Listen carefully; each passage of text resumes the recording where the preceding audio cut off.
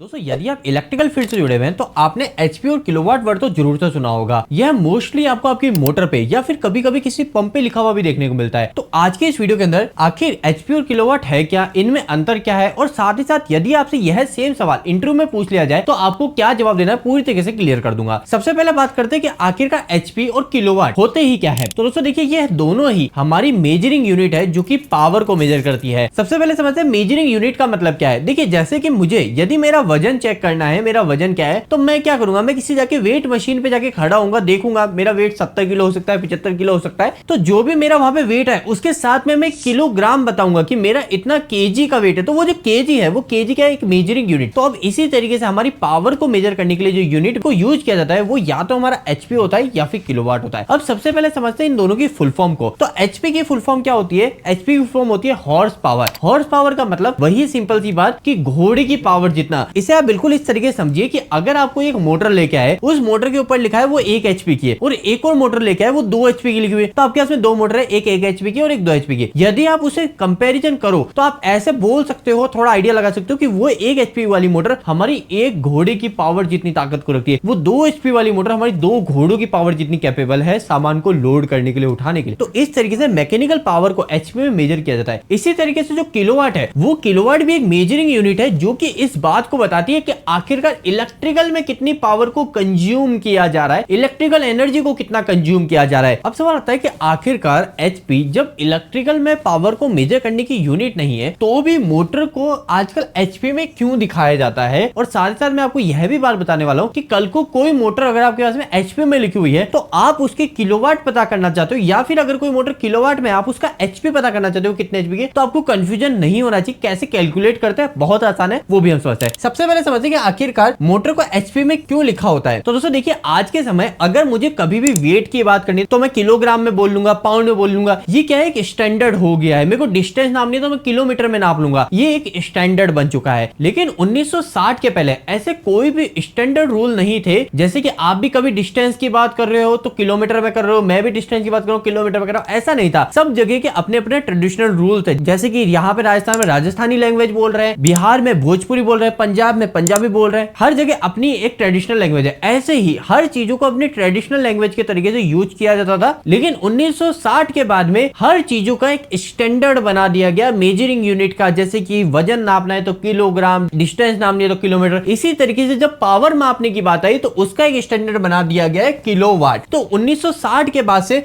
हमारे किलोवाट का उपयोग किया जाने लग गया पावर को मेजर करने के लिए। लेकिन उसके पहले जनरली जब भी हमको पावर मेजर करनी होती थी तो एचपी मतलब कि घोड़ों की पावर से कंपैरिजन किया जाता था। ऐसा इसलिए किया जाता था क्योंकि पहले के समय में जो भी वर्क किया जाता था वो घोड़ों से कराया जाता था। तो अगर कभी कोई इंजन बने, जैसे कि सबसे पहला जेम्स वाट ने एक इंजन बनाया था, स्टीम इंजन, तो उस समय जब वो इंजन बनाया वो कितनी ताकत रखता है तो उससे कंपैरिजन किससे किया गया, उसे उस घोड़े से किया गया जो पहले उस इंजन का काम कर रहा था। तो इस वजह से जितनी भी सारी चीजें आने लगी वो कंपैरिजन होने लग गया घोड़ों से कि ये कितनी ताकत का, ये 10 घोड़ों की पावर जितना, ये 5 घोड़ों की पावर जितना है। तो ऐसे करके घोड़ों की पावर से कंपैरिजन होने लग गया। लेकिन 1960 के बाद में हमारा इसको बदल के हमारे किलोवाट से करने लगे। लेकिन आज के समय आप देखोगे कि कहीं पर किलोवाट दिखाया जाता है पावर में, कहीं पर एचपी दिखाया जाता है पावर में। तो अगर आपके पास में कभी कुछ भी है, आपको कंफ्यूज नहीं होना, क्योंकि इनको आपस में कन्वर्ट करना बहुत आसान है। आप उदाहरण से ऐसे समझिए कि आप एक मोटर लेने गए मार्केट में, और मार्केट से मोटर लेके आए, आप लेके आ गए 3 एचपी की मोटर, और आपका एक फ्रेंड मोटर लेके आया, वो लेके आए 2.2 किलोवाट की। मतलब कि आपका एक फ्रेंड लेके आए 2.2 किलोवाट की मोटर और आप लेके आए 3 एचपी की मोटर। तो ये जो दोनों ही मोटर है ना, ये दोनों ही मोटर हमारी सेम पावर की है। क्यों है सेम पावर की? तो इसे आप ऐसे पता कर सकते हो क्योंकि यहां पर क्या है, किलोवाट है। तो अगर आप किलोवाट की बात करो तो 1 किलोवाट के अंदर हमारे 1000 वॉट होते हैं, 1000 वॉट होते हैं। और वहीं पर ही अगर हम 1 एचपी की बात करें तो 1 एचपी में 746 वॉट होते हैं। तो जब आप इसको मल्टीप्लाई करोगे 3 मल्टीप्लाई बाय 746, तो यहां पर जो आपको मल्टीप्लाई करने के बाद में आएगा वो आएगा 2200 वॉट के आसपास। और यहां पे भी जब आप 2.2 को 1000 से मल्टीप्लाई करोगे तो ये भी आएगा लगभग 2200 वॉट के आसपास। तो इससे आपको पता चल गया दोनों ही मोटर सेम पावर की है।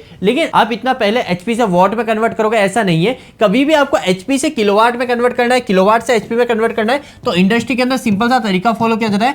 एचपी से यदि आपको किसी भी एचपी को किलोवाट में कन्वर्ट करना है तो सिंपली आप जो जितने भी एचपी है, मान लीजिए 10 एचपी है तो 10 के अंदर मल्टीप्लाई कर दीजिए 0.746। जनरली 0.746 होता है, लेकिन याद रखने के लिए, आसान रखने के लिए आप इसको मल्टीप्लाई कर सकते हो 0.75 से। तो जब आप इसे इसे मल्टीप्लाई कर लोगे तो आपको डायरेक्टली क्या आ जाएगा, आपके एचपी से किलोवाट में कन्वर्ट हो जाएगा। लेकिन अगर आपके पास में कोई रेटिंग किलोवाट में है मोटर या कुछ भी, आपको उसको एचपी में कन्वर्ट करना है तो आपको क्या करना है, जितना भी किलोवाट है, मान लीजिए 10 किलोवाट को एचपी में कन्वर्ट करना है तो आप मल्टीप्लाई कर लीजिए 1.34 से। जब आप इसको मल्टीप्लाई कर लोगे आपका किलोवाट ऑटोमेटिकली एचपी में कन्वर्ट हो जाएगा। और अगर आप एचपी से किलोवाट में करना चाहते हो तो 0.75 से मल्टीप्लाई कर लीजिए, आपका एचपी किलोवाट में कन्वर्ट हो जाएगा। तो दोस्तों ये है सारी चीजें। अब हम इसके फाइनल आंसर की बात करें, अगर आपसे इंटरव्यू पूछा जाए तो आप क्या कहेंगे, तो आप कह सकते हैं कि सर एचपी और किलोवाट दोनों ही हमारे पावर को मेजर करने की यूनिट है, लेकिन जो किलोवाट है वो एक ऐसा यूनिट है, मतलब कि इंटरनेशनली स्टैंडर्ड यूनिट है जिसे फॉलो किया जाता है। लेकिन जो हमारी एचपी है वो ट्रेडिशनल यूनिट है जो कि पहले के समय यूज की जाती थी, लेकिन आज भी उसे